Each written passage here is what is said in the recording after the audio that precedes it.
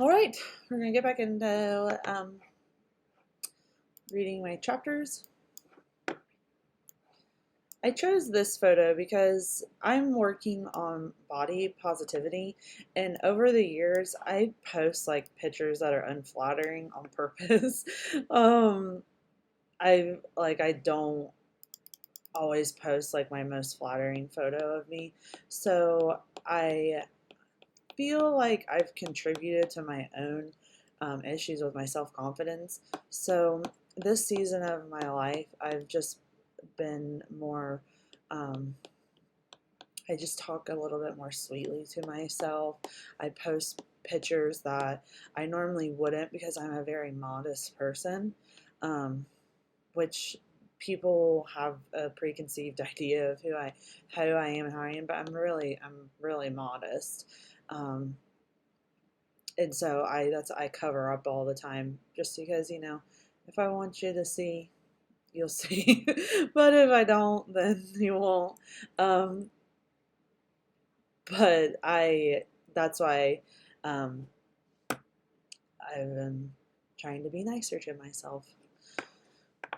So the chapter that we're reading now is chapter 7, Deadman's Curve.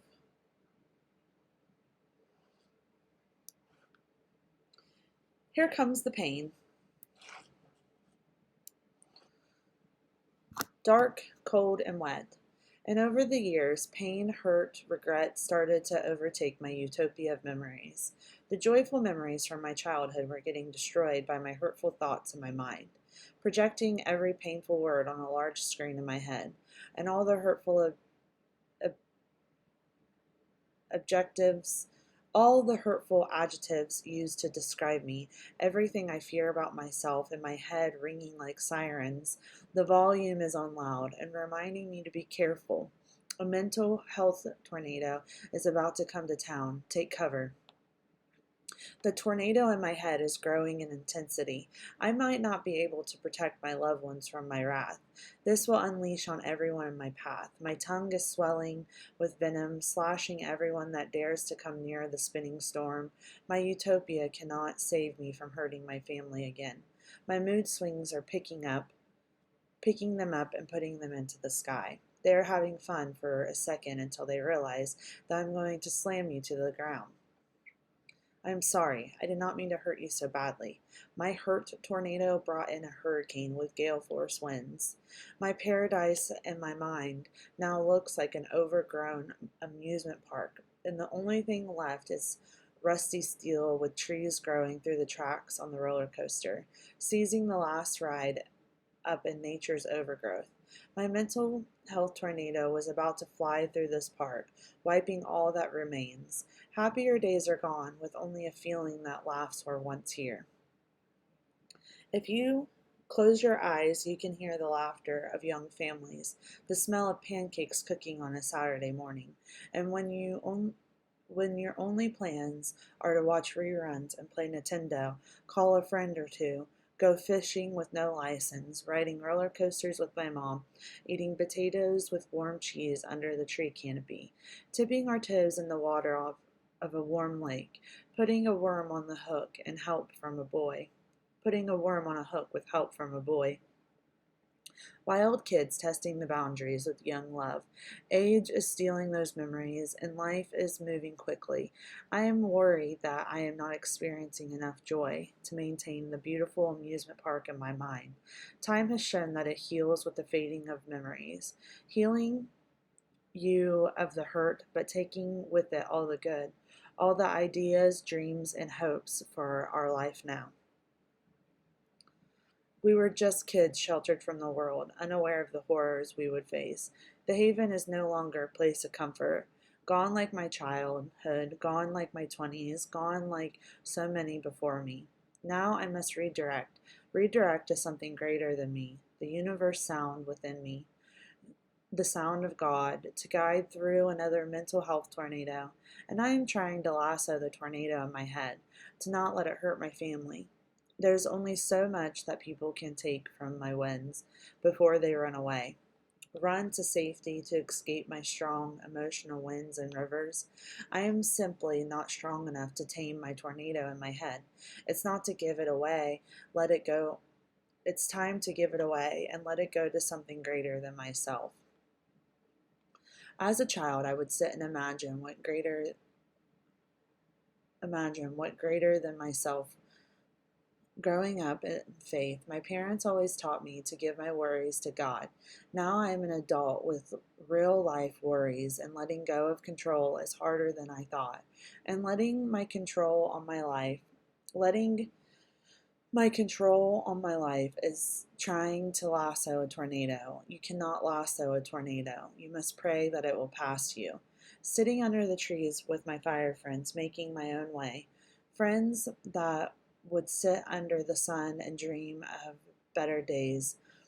My fire friends and I write down into the universe our dreams, using our keyboards to get the message out, our goals, our desires in the air, collecting on fire. All of the young hearts starting to break as life circumstances were getting in the way of our heart's desire. Young hearts only apart due to circumstance, and each member of my family group was growing up and moving on. New love, new friends, new jobs, new kids, new lives. We speak sometimes through our channel of direct messages, and over the years messages got shorter. Hearts grew protected barriers around them. The shatter is getting harder to pick up, and each new drop my mind weakens with seeing love turn to heartache. Each heart and my fire friends would break. Those breaks would have them grow into new directions. Watching those directions through the images posted on the internet and imagining a life that could be lived together, lashing out to the cold reality that God has different plans. We could not change what God had in store for us. His visions were different from mine.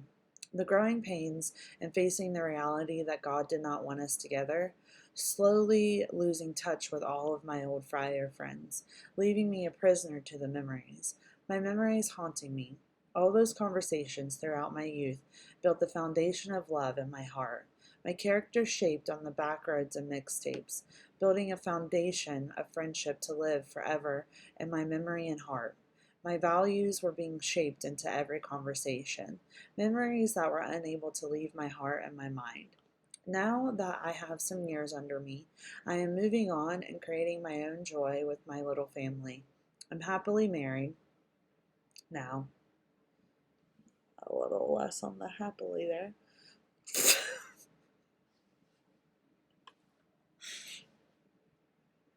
Happily married. Married to a man that would repair me from the rejection of all those boys. When I met my husband, I was still dating my fire buddy. My husband was the new kid in school, black hoodie over his head. He had the danger vibe, and all the pretty young things were here for it. Me and my best friend were looking for a good time on our first day of our senior year. We had to say goodbye to our fire friends and go back to class. When we had a new boy to play with, ears went up.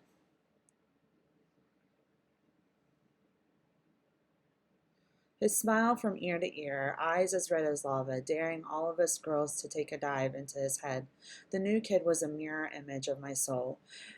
He had a kiddish laugh and fibbed about his life in Florida. Not only was the new kid cute, funny, and kind of nice, he had a car, a green, lean, mean fighting machine, a Honda Civic. We sat in the back seats. You felt We sat in the back seats. You felt like you're being taken to a smoky basement. My husband was set the vibe just right. This is January 2021. Offered to smoke, but I declined. I was a good girl with a boyfriend. This lucky kid from Florida just landed best friends with two of the wildest girls in school, and he knew nothing about us. He did not know our friends or our stories tied to them. We liked this kid because he was fresh air. When he walked into broadcasting class, he brought in the heat from the South. All this blonde boy from Florida wanted was to kick it with some hot girls. My husband and I had an instant pull to each other. There was something that latched our wrists together, our natural chemistry, like we always known each other. And when we first talked, it felt like catching up with an old friend. It was like meeting someone I have always known for the first time, but I had a boyfriend. The suspense is killing me. It's what happens when you don't remember anything. Every day is a new day. When I hit 17, there seemed to be a growing list of boys that wanted my attention, only my attention, and all I wanted was to be free and wild. And at the beginning of my senior year, I was still with my fire buddy. He always told me that we should be single during the school year because we were just kids. Then I met my husband, who made me feel alive again. Then the new kid had a sway about him. He could get any girl he wanted. Did he know this? No. We became fast friends, never wanted to leave, never wanted me to leave his sight. I might run off. There was a wild in my eye that you could not take his eye off me. I loved it. I loved every minute of it, trying to make new friends, make new memories with new fire friends, and life is always moving forward, and seemed like God really liked this wild one. That sweet boy from Florida turned into my best friend, a friendship that reminded me of my old fire buddy, and it was time to lean into love, lean back into new arms. In his arms was the first time that I felt safe. Those old flames were only memories now. Faces that dance in my memory like the flicking of a flame, the lights dancing on those smiles, memories of those friends in that time of my life pulled me out of my dark days. Years that could have broken my heart now only shine in my head. Those good friends made it easy to love, always making sure I never felt alone. And even if they were apart by millions of miles, the ding on my computer comforting me with the warmth of, "Hey buddy." Those memories of love in the summer heat will always pull me into the sunshine, warming my skin with the heat of a memory. When heartbreak comes in the form of grief, those memories of my fire buddy warming me from the inside out can bring a smile to my face. And no matter the moment or task I find myself in, just the thought of his laugh can bring my frown upside down. This gives me a reminder that circumstance took my fire buddy. I will never hear his laugh again. He is gone for good this time. And on November 21st, 2012, my fire buddy was playing cards with his new girlfriend. The wrong decision was made, and leave when it's too late.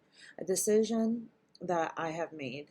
Getting into a car with a person driving needs to go to sleep. I am sure we all did something we wish we had not. On my fire buddy's last drive, God decided to take 4 angels in a pickup, driving into heaven, like the then scene of Greece. My fire buddy dancing to his favorite tunes, and God needed some fun up in heaven. Now every day is a party where my fire buddy is at. He is there with friends, never lonely. He is gone, not too far, feeling his warmth around me, looking down on us all of us fire friends. He is up there guiding us, working overtime to make sure that we are all okay. I can see him talking to God about how he can help. Now he is a guardian in my galaxy. My eyes swell with gratitude for my husband's touch, grateful for his warmth in my life, grateful for all the sacrifices made for me, grateful for every time he stayed, and grateful for every time he apologized with deep rivers in his heart. Grateful for all the dishes, laundry, and clean floors, and grateful to have his deep laugh. Grateful for putting the groceries away, grateful for his gentle look and slight smile. Grateful for my husband's hand, and I continue. He was not part of God's plan. God's plan is always better than mine.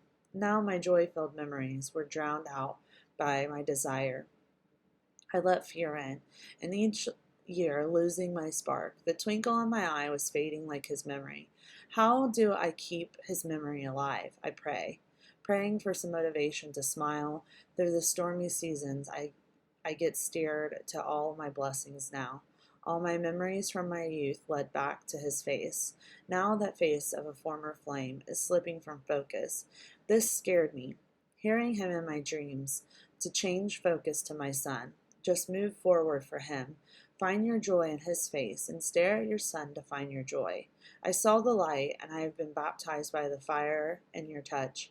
I am born to love again. I'm a brand new man. Brooks and Dunn. That's it. That's chapter 7.